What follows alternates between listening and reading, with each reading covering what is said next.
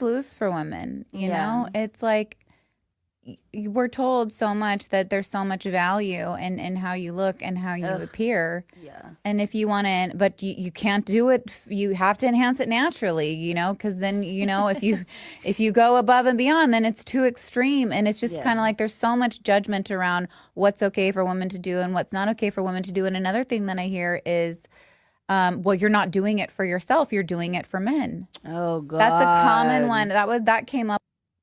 You are doing it for men.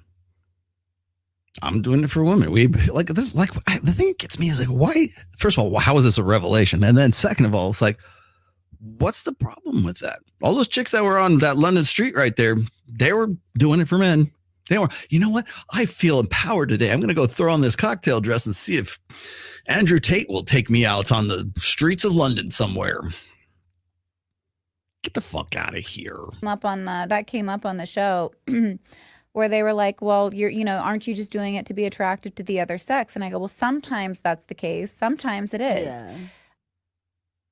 It's always the case. Trust me. Proximate outcome, ultimate outcome. But sometimes you just want to feel good in your own skin, or you want to enhance your own natural beauty.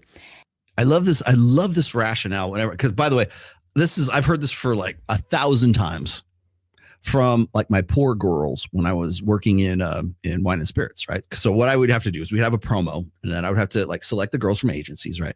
Because they were the ones who were there. They had to be booth candy, basically, so that guys would want to come out. They pour drinks for them. That's why I call them poor girls, right? And there's guys too, by the way. You got to have good-looking women and good-looking guys, right? So no homo, but you'll get a good-looking guy and good-looking girl to pour your drinks depending on the venue.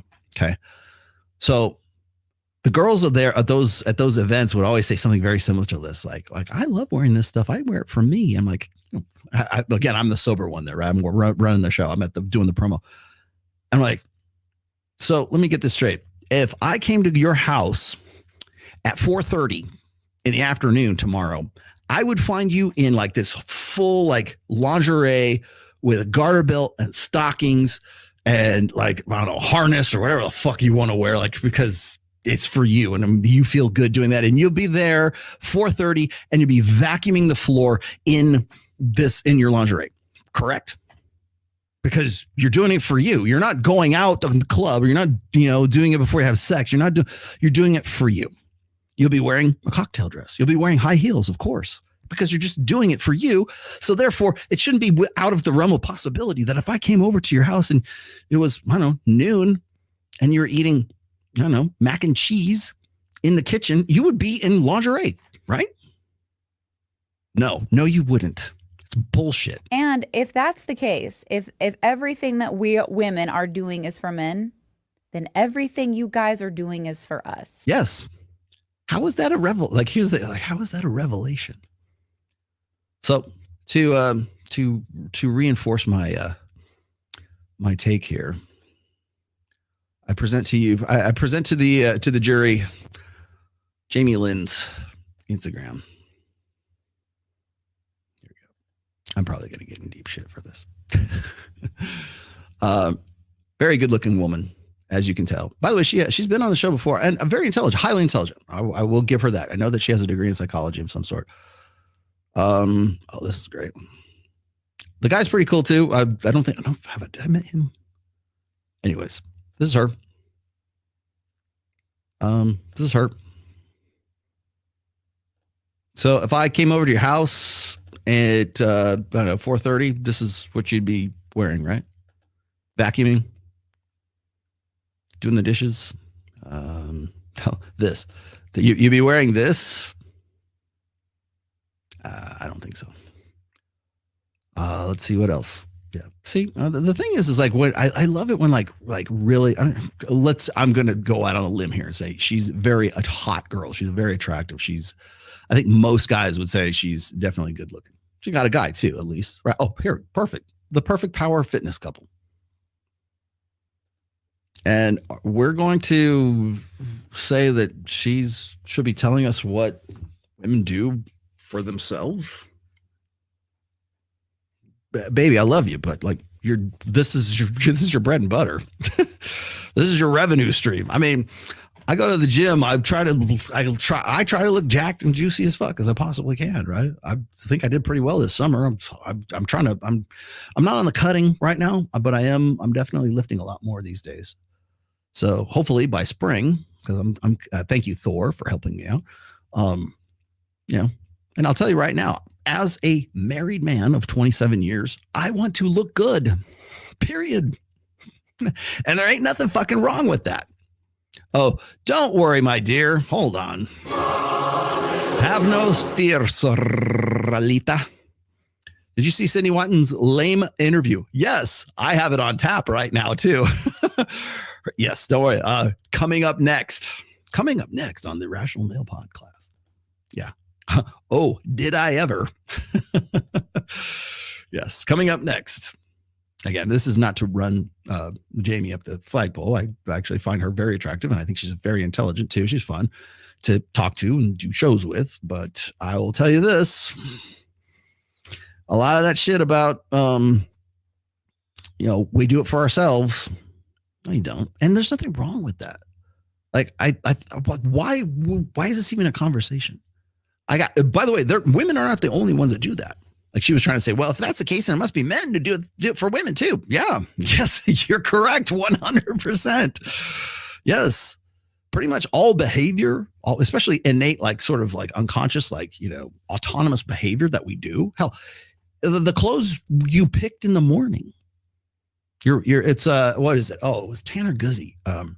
The Appearance of Power. I think that's what it is, or Perception of The Appearance of Power, I think is the book that he wrote way back in the day. It was good. I think he published it in 2016 or 2017. It's called The Appearance of Power.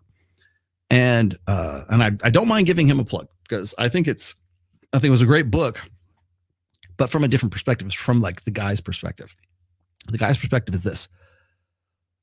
Well, a real man doesn't care how he looks. No, a real man abso-fucking-lutely cares about how he looks. A real man wouldn't wear that. A real man doesn't. You just wear boots and put on jeans and go out with a white t-shirt, and that's all you really need, because a real man's not concerned with that. No, real men are very concerned with the way that they look, especially if they're in high positions of affluence and power and status. You ever watch granted, I know it's a TV series, but you ever watch the series Suits? If you look at Harvey Specter, the guy who's the main, one of the main characters in there, like the reason they called it Suits, it's because they're in suits. They're lawyers, they're attorneys about a law firm, right? It's a great series. And yes, I know Meghan Markle was in, and she should have stayed in that show and not married Prince Harry. She should have just minded her own business. She was a better actor or actress than she is a princess. Just saying. But it's Appearance of Power.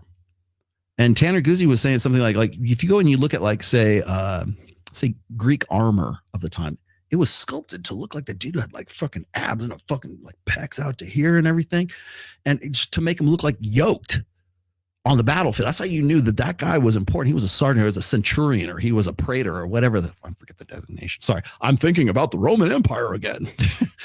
But you knew that motherfucker has that armor on there because he's an important dude. Well, let's kill him. Like that guy who's wearing that breastplate and that cuirass, whatever it's called. That dude's the guy. Yeah, Blood Angel armor. Thank you very much. Yes, he looks like Sanguinius. That's the dude you shoot. That's the colonel. That's the captain. Go after him. Yes. And so what's the presence of power? Masculinity. It's not like they didn't put bitch tits on him.